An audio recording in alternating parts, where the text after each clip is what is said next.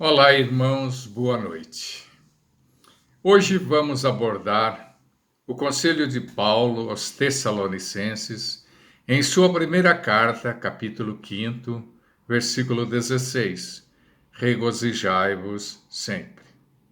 Regozijar significa ter contentamento, ter prazer, estar alegre, estar satisfeito. É muito compreensível entender o júbilo, a euforia, o prazer nas ocorrências boas e felizes de nossas vidas. Mas como é possível estar alegre, estar satisfeito e ter prazer nas ocasiões de dor e de sofrimento? O conhecimento espírita, que revelou ao mundo a existência do mundo espiritual, a continuidade da vida além túmulo, a existência de leis sábias, justas e amorosas, que governam tudo e todos, pode nos revelar as razões das dores e sofrimentos e, consequentemente, os motivos de regozijo, mesmo nos momentos difíceis. A questão das aflições foi estudada por Kardec em O Evangelho segundo o Espiritismo, capítulo 5, com o título Bem-aventurados os aflitos. Em primeiro lugar, revela que as aflições são justas. Afirma que a promessa de bem-aventurança aos aflitos, efetuada por Jesus através do Sermão da Montanha, somente se realizará na vida futura. Sem a certeza da eternidade da vida, as promessas de Jesus seriam um contrassenso, uma enganação.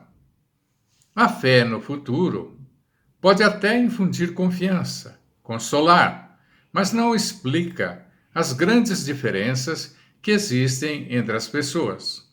Uns são materialmente felizes e sem preocupações, enquanto a maioria vive e suporta as mais variadas espécies de dores e sofrimentos.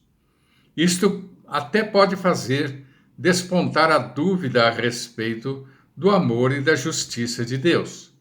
Mas Kardec justifica, afirmando que desde que se admita a existência de Deus, ninguém pode concebê-lo sem o infinito das suas perfeições. Ele necessariamente deve possuir todo o poder, toda a justiça, toda a bondade, sem o que ele não seria Deus. Se Deus é soberanamente bom, justo e amoroso, não pode agir com parcialidade. Logo, as dores e sofrimento devem ter uma razão justa para existirem. Depois, Kardec fala sobre as causas atuais e anteriores das aflições. Disserta longamente acerca das causas atuais das aflições, demonstrando que elas têm origem nos desequilíbrios e desleixos do homem praticados na atual reencarnação. Quantas criaturas caem por sua própria culpa? Muitos são vítimas de seu orgulho, de sua ambição, de sua imprevidência.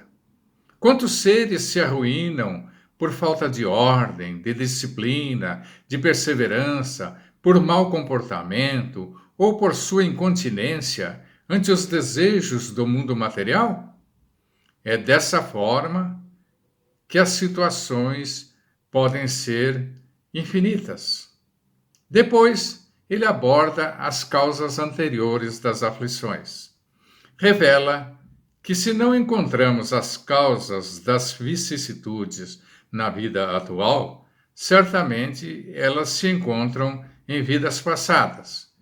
Conclui afirmando que os sofrimentos devidos às causas anteriores à existência presente, como os que se originam de culpas atuais, são muitas vezes a consequência da falta cometida, isto é, o homem, pela ação de uma rigorosa justiça distributiva, sofre o que fez sofrer aos outros.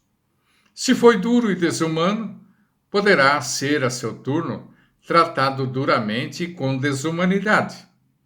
E se foi orgulhoso, poderá nascer em humilhante condição.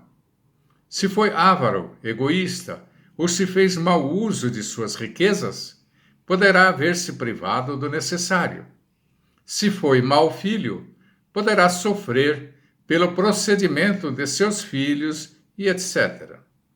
Assim se explicam, pela pluralidade das existências e pela destinação da Terra como mundo expiatório, as anomalias que apresenta a distribuição da ventura e da desventura entre os bons e os maus neste planeta. Semelhante anomalia, contudo, só existe na aparência, porque considerada tão só do ponto de vista da vida presente. Aquele que se elevar pelo pensamento, de maneira a aprender toda uma série de existências, verá que a cada um é atribuída a parte que lhe compete, sem prejuízo da que lhe tocará no mundo dos espíritos, e verá que a justiça de Deus nunca se interrompe. Jamais deve o homem olvidar que se acha num mundo inferior, ao qual somente as imperfeições o conservam preso. A cada vicissitude, cumpre-lhe lembrar-se de que, se pertencesse a um mundo mais adiantado, isso não se daria, e que só de si depende não voltar a este, trabalhando por se melhorar. Devemos nos lembrar também que o processo de aprendizagem e a evolução apresentam dificuldades, exigem esforço, dedicação, que muitas vezes são levados à conta de vicissitudes, quando na realidade são apenas as dificuldades naturais do aprendizado. Os alunos nas escolas, se realmente desejam aprender, têm que se submeter à disciplina e aos regulamentos das instituições de ensino. São convocados à renúncia de comodidades, de tempo, de divertimentos e de lazeres. Tudo isso quase sempre considerados como dor, como sofrimento. Mas, na realidade, são as condições para aprender, para evoluir, para desenvolver competências, habilidades, etc. Nos dias atuais, a humanidade está vivendo um momento difícil e a situação do planeta é preocupante. As perspectivas são sombrias, trazendo insegurança, incerteza e medo.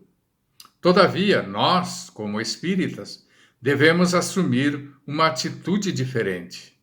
Confiantes, porém, sem temeridade e sem histeria. A ocasião exige confiança, prudência e discernimento com disciplina. Sejamos agentes da fé e do otimismo. Evitemos espalhar o medo e a desconfiança. Lembremos-nos do conselho de Paulo de Tarso, no versículo que estamos estudando. Regozijai-vos sempre. Comentando este versículo no capítulo 50 do livro Palavras de Vida Eterna, Emmanuel recomenda: recorda que Deus, através do tempo, é pródigo em oportunidades de aprendizado, evolução e resgate. Veja os exemplos da natureza após os cataclismos.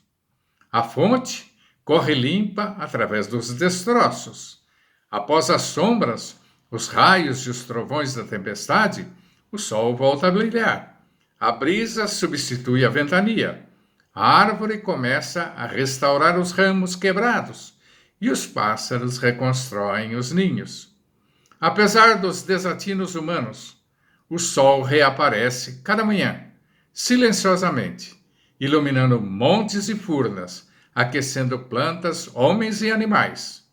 Ainda que a situação se apresente tenebrosa e sem esperança, recorda os recursos de que dispões, especialmente o conhecimento espírita, e busca a companhia de Jesus e seus trabalhadores divinos, através da prece, e espalhe o otimismo e a esperança.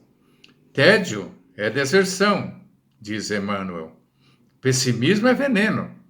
Enfrente os obstáculos de ânimo firme e estampa o otimismo em tua alma, para que não fujas aos teus próprios compromissos perante a vida.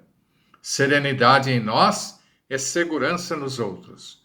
O sorriso de paz é arco-íris no céu de teu semblante.